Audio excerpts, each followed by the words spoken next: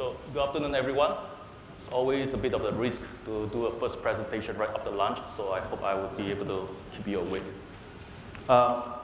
Very often you hear this battle cry, innovate or die. That's what businessmen have been saying through times. And I think everyone agrees that innovation is important. You heard that many times in the morning's presentation today. I think for us, the interesting questions are companies doing what they are saying? And what differentiates strong innovators from weak innovators? Since 2005, every year, we speak with 1,500 senior managers around the world to understand the state of innovation in their industries. These top managers are from various industries, such as technology, consumer, automobile, healthcare, manufacturing, resources, media, financial services, and the whole range. The study captures their views of their own innovation plans, as well as their opinions of other companies' innovation performance. We ask them to rank the most innovative companies in their mind and overlay it with financial performance. We ask them to rate their own innovation plans and performance relative to their peers in the marketplace. And I want to share with you a few key insights on what differentiates strong innovators from the weak innovators. To set the context, how important is innovation? In 2009, even during the great financial crisis, more than 60% of our respondents placed innovation as their top 3 strategic priority. And here has been a rising trend since. In 2013, more than 3/4 of our respondents placed innovations as top 3 strategic priority.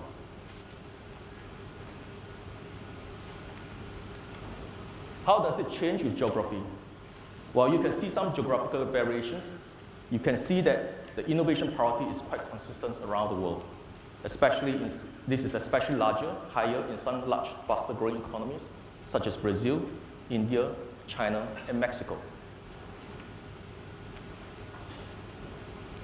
So, why do companies innovate? Very often, it is a combination of short-term goals and longer-term strategic objectives, and a combination of defensive and offensive moves. It ranges from catching out competitors so that you're not left behind, to defending your current position in the market and maintaining the edge, to creating long-term advantage to redefine the market and your own company's position. Some do it very well, some less so. So what drives the differences? So, from our survey and study over the years, we found that regardless of geographies, whether the companies are from Asia or from Western Hemisphere, regardless of industries, from technology to consumer to automobile, regardless of maturity, from industry incumbents to industry challengers, there are 5 common practices that separate strong innovators from weak innovators. Strong innovators, top management is committed to innovation as a competitive advantage. They actively manage a portfolio of innovative priorities and initiatives. They insist on having strong processes, which leads to strong performance. They have a strong customer focus, and they leverage their intellectual property. Let me show you how.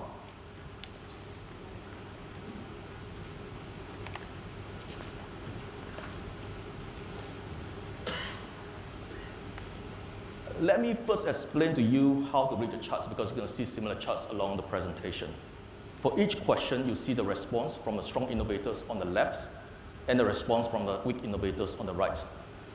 When we ask the question, who is the biggest driving force for innovation in your organization? If you look at the left-hand stack of the left-hand chart, 46 of the respondents from the strong innovators told us that it was from the top, the CEO or the chairman. And that versus 32% from the weak innovators. When we ask a question on senior leadership team's commitment to innovation, how committed is the senior leaders to innovation in the organization? A staggering 90% from the strong innovators told us that it was strong or very strong. Only 41% of the weak innovators told us so. And why is senior leadership commitment so important?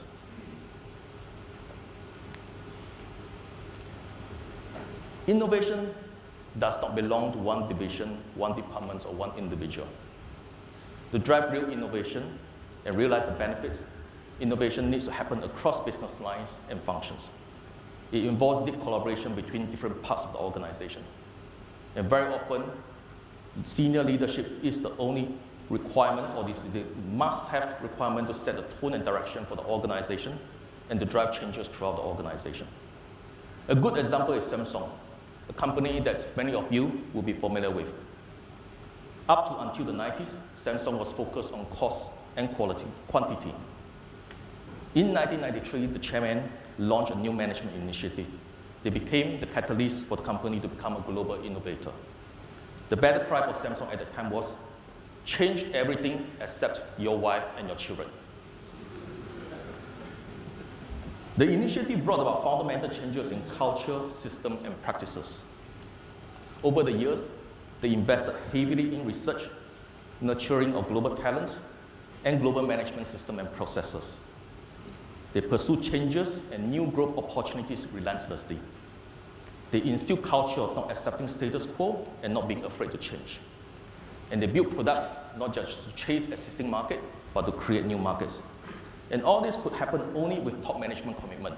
And in the case of Samsung, it started with the chairman at that time in 1993 with the battle cry, change everything except your wife and your children.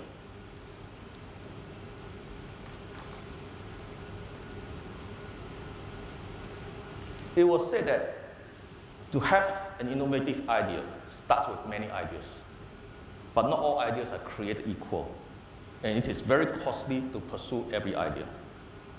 In a world of limited resources, strong innovators learn how to allocate resources, cut losses, and keep a pipeline of high potential ideas moving forward. From our survey, it shows that more than 90% of strong innovators focus on the future in terms of creating long-term advantage and developing products that are new to the market. Less than 60% of the weak innovators say so. Strong innovators are more likely to set clear priorities, have processes in place to stop projects when the promises decline, actively manage their product portfolios to ensure that they have the right mix of incremental innovations and more radical, new-to-the-world products. Now, BMW, a brand that, again, you are probably familiar with, is an excellent example of strong innovator that manages the product portfolio actively. You know that BMW have 3 brands, BMW, the namesake, Rolls-Royce, and Mini. And within each brand, they have multiple products, such as the 1, 3, 4, 5, 6, 7 series. They have a team based in Munich that manages the whole innovation portfolio across the brands and across different models. They track each idea from generation through completed projects and to monitoring the results. And they create a constant feedback loop between this innovation team and sales and manufacturing and design. They make sure that innovations for each model is consistent with the brand and the target customer appeal. That's the lens that they apply. They use new technologies to substantiate brand promise and differentiation. And in terms of a new to the world products, they are now very much focusing on from being the ultimate driving machine to being the ultimate driving machine among the environmental friendly vehicles. And what it means is that they're making very, very heavy investments into energy efficiency.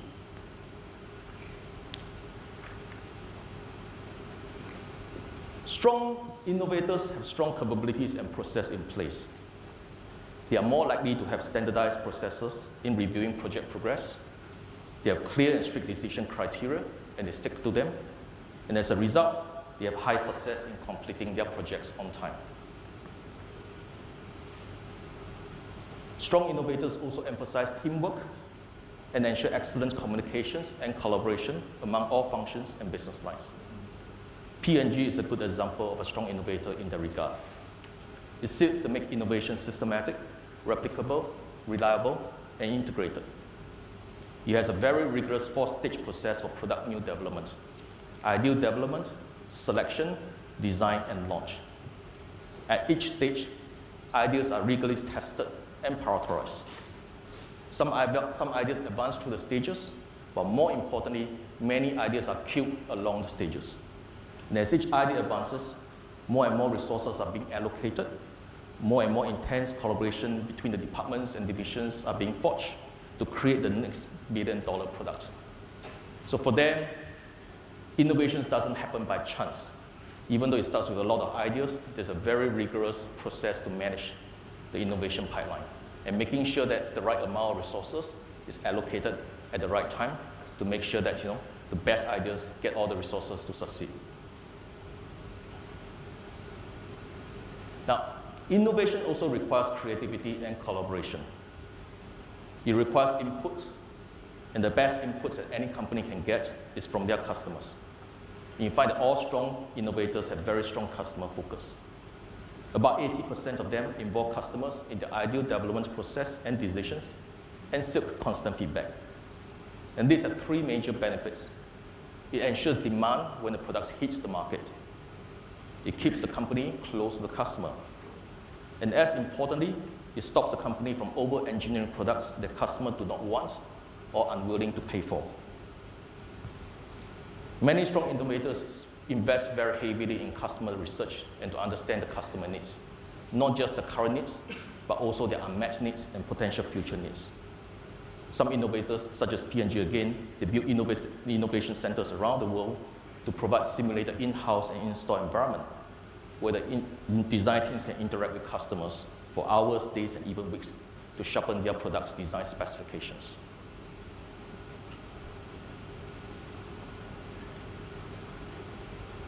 Innovation also depends on ownership of ideas. Protecting IP rights through filing patents has long been a defensive strategy. But strong innovators are increasingly moving beyond that. They're using IP as a means of establishing competitive advantages. And what do strong innovators do differently? Let me just use IBM as an example. I think over the last decade, they have probably filed 60,000 patents around the world. Each year, they file between 6,000 to 7,000 patents. They are very strong patent lawyers at the center who have technical and legal background, and they are involved in product development from day one. What it means is starting from day one, they start thinking about the IP. They manage the IP portfolios very actively. They don't just file actively, they also prune actively. Just to give you an example, from 2007 to 2010, for those patents that they profiled in 2007, by 2010, about 40% of them, they have let it expire because it's not worth keeping. They sell and license their IP to create new revenue streams, to create new partnerships and to lock in partners and to reshape the ecosystem. So it's not just about protecting the IP, it's about using the IP to create advantage in the marketplace. And they're always looking at what their peers are doing, and upstream and downstream, and they buy IP strategically to complement their portfolios. So they manage the IP very actively and strategically, not passively. So I don't want to belabor you with reams and reams of charts. But I think what I really want to sort of iterate is that when we look at strong innovators and weak innovators, 5 consistent practices come out very, very loud and clear. It's about senior commitment from the top to innovation at the organization. It is about actively managing a portfolio of innovative ideas, from the incremental to the breakthrough, from the short term to the long term, and actively managing it, actively pruning it, and making sure that they are well supported. They insist on a very strong process to make sure that while you don't kill ideas very early, you also don't keep bad ideas for a long time. You create a process where you can actually generate a lot of ideas and in a tight process to be able to find the winners and make sure that organizations are mobilized around it. They have a very strong customer focus. Innovations doesn't happen in a vacuum. They actively seek customer feedback, involve customer very early on in the design process. And they leverage the IP portfolio very, very proactively. So the one thing that I would like you to do, a key takeaway for this presentation for you, is that as we go back to your organizations, think about how is your organization doing on these 5 fronts, and what are the gaps you need to close so that you can become a strong innovator as well. So with that, I'd like to close my presentation and open up for any questions that you might have.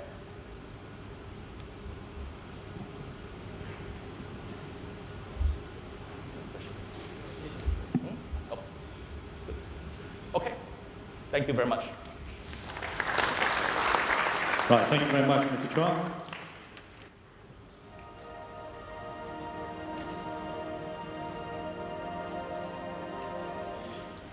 Next up, ladies and gentlemen, we will have back on stage Mr. Richard Mak.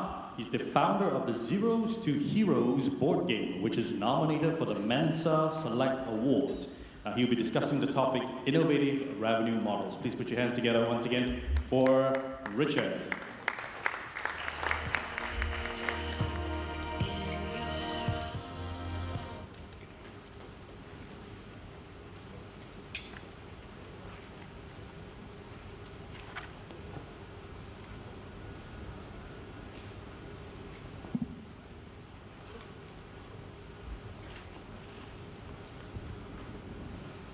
Okay, a very good afternoon, ladies and gentlemen. I would like to share with you on developing innovative revenue model. And my aim for this talk is to touch, move, and inspire you, and to get you to rethink your existing way of making money, and to help you and to give you ideas on how to boost your top line and your bottom line. So let me give you an overview of a business model. You can actually look at a business model in terms of 3V, right? V here stands for value, value, and value. Firstly, the business have to provide value to the customer. And after that, the business have to capture this value through the revenue model. And the third V here is how does the business on a continual basis generate the revenue. So I want to share with you stories of successful companies that have produced very innovative business model. I'll be sharing with you on manufacturers like Xerox, Gillette, and GE Aviation. And from the music industry, I will touch on Gramophone, iTunes, and Spotify. And in the F&B industry, I will share with you about Next Restaurant. And the last one is a very interesting business model by Priceline.com. That's the only business model that I know that have been patented. So let's start with Xerox. When Xerox first launched its copier, it was a technological innovation, but it had a big problem because the copier was priced 6 to 7 times that more expensive than that of its competitive, than that of its alternative technology. So it was very difficult to sell the Xerox copier, and the Xerox copier almost flopped when it was launched. Then what they have done is that they have changed the revenue model. Instead of sending the copier, they have adopted the leasing model. And within 3 years, they are generating revenue of more than 100 million. So ladies and gentlemen, even if your company were to come up with technological innovation, you will actually have to consider to what extent you need to change your revenue model to make sure that the technological innovation will create a lot of value. So let me share with you Gillette. Now Gillette produces the Gillette razor as well as the blades. Which do you think make the most revenue for Gillette? Is it the razor or is it the blade? Well, it's not a very simple and straightforward answer. I would like to highlight to you how the revenue model of Gillette have evolved over the years. So I still remember that was back in 1990. Gillette launched this Gillette sensor, and this is state of the. They have done a lot of research and development into it, and it's very high tech. So they filed a lot of patent to protect it, and because of that, they are able to charge premium price. So let's say they are charging $9.90 per Razer system. But that was back in 1990. Over the years, as these patents are going to expire, Gillette have to change its revenue model. So it actually sell the Razer system, and if you work out the number, currently now it is priced at about $5, right? So where is Gillette making the money, and why is it changing its revenue model, right? It need to change its revenue model because the competitors will be coming out with technologically advanced razor and blade. So it actually now is not making the money from the razor. Okay, they are prepared to sell it with very little margin. And where are they making the money? It is from the blade.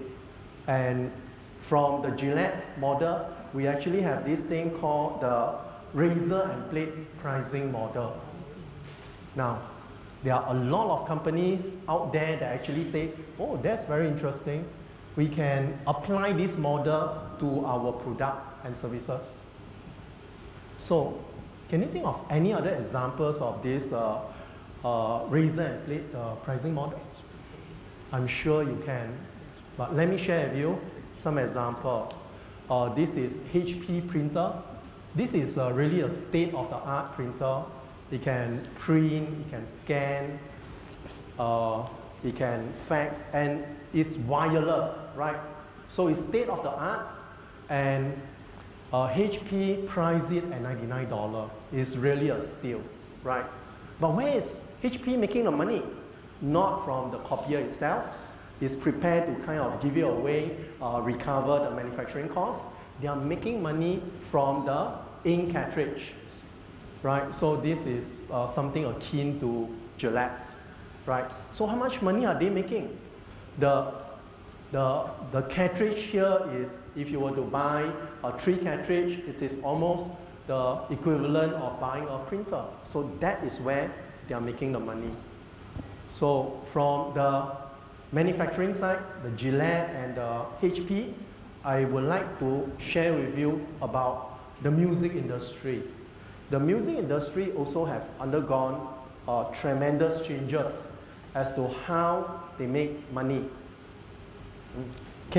How many of you are music lover? I'm very sure there are a lot of us here, right? Can you remember the days when you browse music record shops like Tower Records, Gramophone, right? And buy music CD. Okay. By the way, Gramophone have, which was a large music retail chain, have just gone bust last month. So obviously, the revenue model is not working for them. So if you were to go to Gramophone, they sell music CD, right? So even though you like one song in a music CD, you have to buy the whole CD or the whole album. So Apple, think about it and say, well, people do not want to buy album. They only listen to very specific songs. So Apple came up with this online music retail store that allow you to download individual songs and see the pricing. It is at 99 cents, US 99 cents per song, right? And well, if you have a choice between buying CD and getting download on only the songs that you like, most probably you'll go with the iTunes, right? And it's also instant gratification. You like it, you click, and then you can download it into your device. 5 years ago, a Norwegian company came along, and it's called Spotify. Spotify came out with a very interesting model, but that was 5 years ago. So most probably you would have heard of them, and you will know, right? Spotify came up with this business model, where they allow unlimited music streaming. And the revenue model is this. This is the freemium model. they give you two options. The first option is, well, you do not have to pay, it's free. You can stream any music that you want, but along with the music, there are advertisements, and the quality is not as good. And there are some restrictions. I think in Singapore it's still unlimited streaming, but in other countries they will limit the music level to only maybe 10 hours per month. So there are certain restrictions. But if you want to do away with all this, you can always go for the premium, where you have to pay $9.99 per month and you have access to all the music. So now, ladies and gentlemen, given the three different options, what are your views? Which option do you think is superior? The CD, the download, or listening to unlimited number of music? So if you are someone that are really into music and you want to listen to the latest music, the latest hits, and you want to continually discover new artists, you will go for Spotify. So Spotify is now giving iTunes a fight for the money, right? So I would like to share with you, or give you an insight into premium model. What is it about? Freemium is actually made up of two words. The first word here is free. And I think it's irresistible, right? Who would not want something that's free? So there are two components. The first component here is free, where they give it to you free, but there will always be some restriction, right? Like limited access, limited feature, and so on. And they will, now that they have given you this free component or free option, and as you get into it, you sample it, and you like it, they are hoping that you can transit from a free rider to someone that's prepared to pay a premium. So that's why it's called freemium, because they want to offer you something free, so your saliva drooping, you are excited, you are addicted, and then hopefully you pay for the premium, right?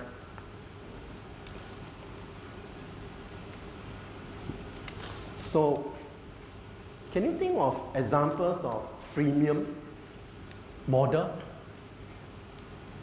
There are a lot, okay? There are tons of them. Let me share with you.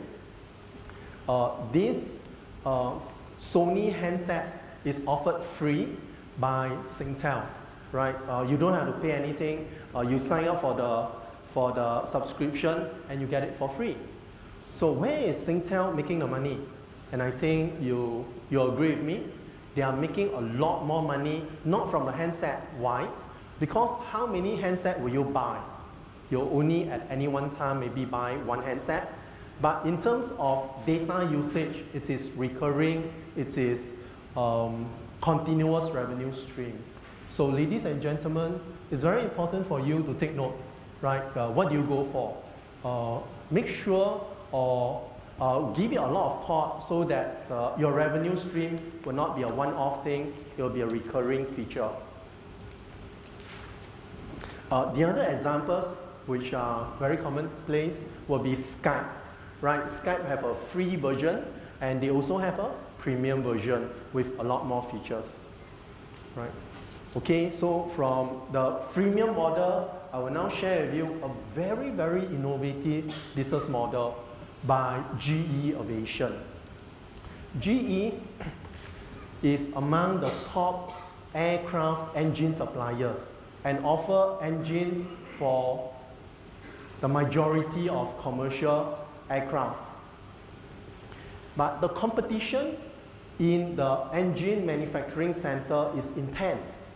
GE Aviation has to compete with other big boys like Rolls-Royce and Pratt and Whitney, right? And you have long sales cycle, high R&D, and tough negotiation and very thin profit margin. Or rather, I would say thin profit margin, but profit margin is being squeezed by the intense competition. And you have spare parts that are being manufactured by many other third-party vendors. So GE Aviation have very brainy people, so they say, well, do we want to actually make money in selling the aircraft engine? So what is the revenue model of GE Electric? Here. So there's a question they ask themselves. Do we want to sell engines? And each engine here is priced at about 20 million to 30 million. So it's big amount, and the customer have to pay upfront. Or should they be generating a lot more revenue from the service package? So GE have given a lot of thought, and they came up with a very innovative revenue model, and they call it the power by the hour. So the way they charge the airline will not be the sale of the engine, but how many miles the airplane have traveled or have flown, right?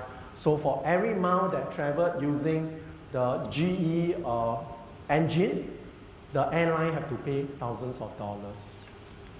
So you think about it, this is absolutely brilliant, because what GE have done is that they have aligned their interests with the interests of the client. Their clients are the airline airline company. When the planes are off the ground, the airlines are making the money, right? So GE say, look, we are not charging you when the plane have downtime. So GE is doing everything they could to ensure that the engines are in excellent condition, that the plane will fly on time, on schedule. So the advantages here is that they managed to convert the fixed cost component. So if let's say you're looking at it from their customer's perspective, let's say from Singapore Airlines perspective, it's very difficult for SQ, or maybe I rephrase it.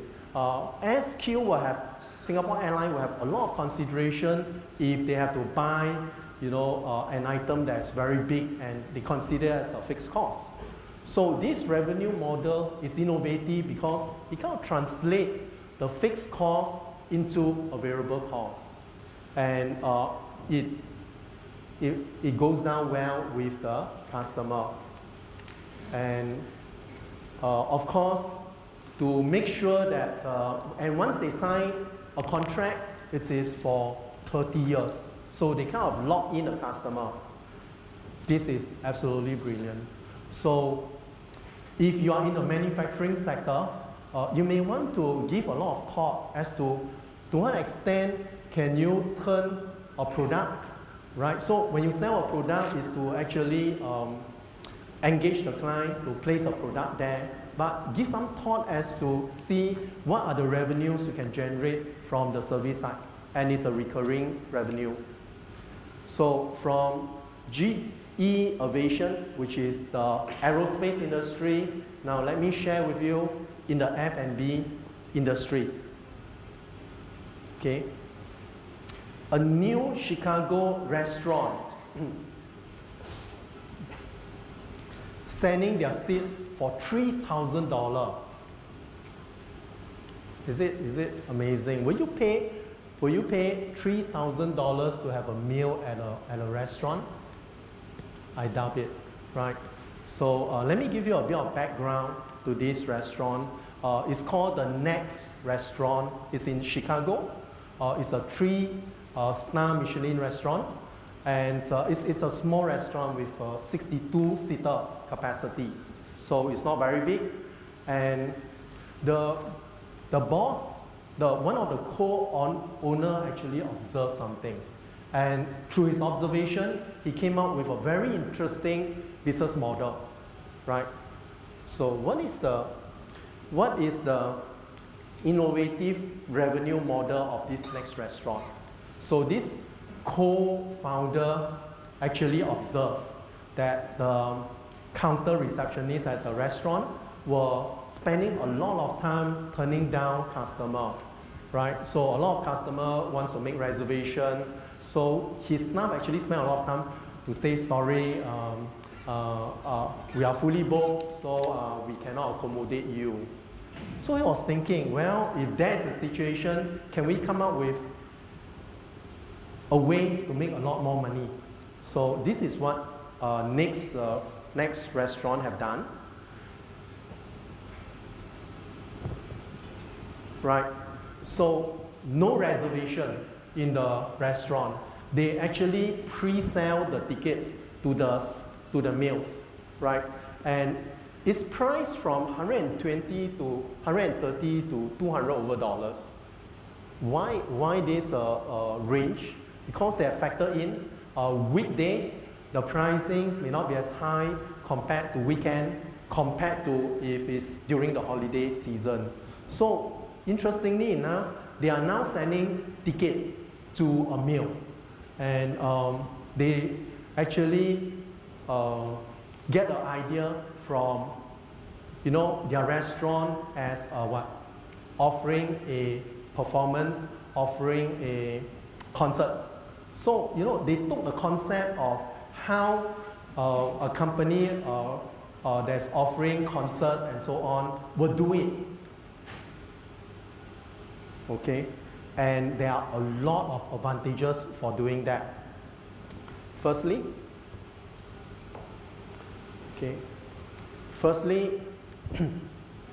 cash flow, right? Because it's prepaid, the cash flow is really good.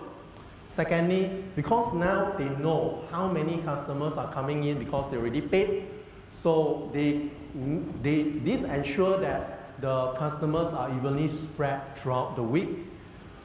They also factor in there's elimination of no-show, and finally it allows them to do a lot of planning, right?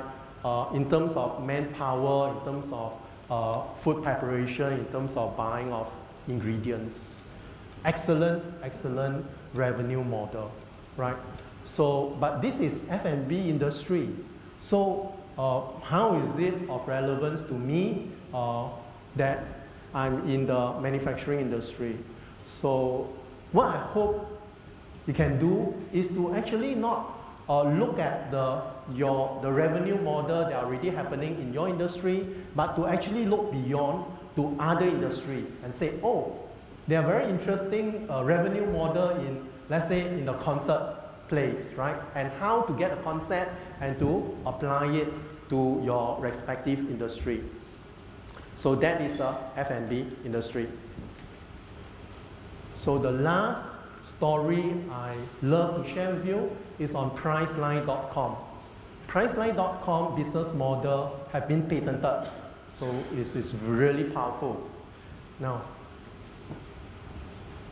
what is the very unique thing about Priceline.com, right? So let me take an example from the hotel. So let's say, and the very unique feature is this, it's called Name Your Price, right? So let's say you are flying to Las Vegas and you want to stay in a 4-star hotel within this June period, right? So if you go on the website, they actually have this reserve price for you, right? So you have to bid for it. So it's actually an auction, it's a bidding system. Okay, let me, I think by running through some number, you will appreciate how powerful the revenue model of Priceline could be. Okay, so here, let's say you are staying in a Vegas hotel, and that is the list price, right? It's at $500. Okay, just give me a second, let me get hold of the numbers there. Okay, so they have a list price. And you also know the reserve price, right? So then you will bid. It is up to you, right? Remember, it's name the price. So you can bid for it.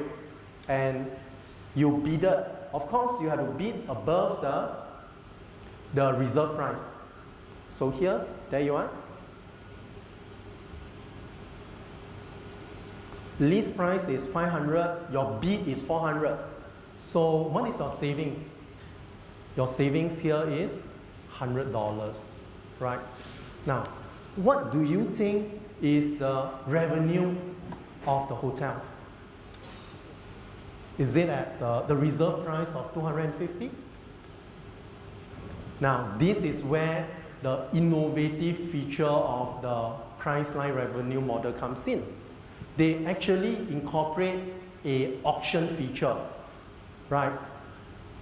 Meaning to say, the auction feature here is that you as a customer, if you want to stay in that hotel, you have to bid a price. So when the bidding starts, it is what? Upward. You bid upward. But the revenue model of Priceline is to also cater to the hotel. So if the hotel wants your business, what happens? They will have to bid what? Low, because they are supplying the rooms, right? And if they are very desperate, they will bid low. So in this case, example,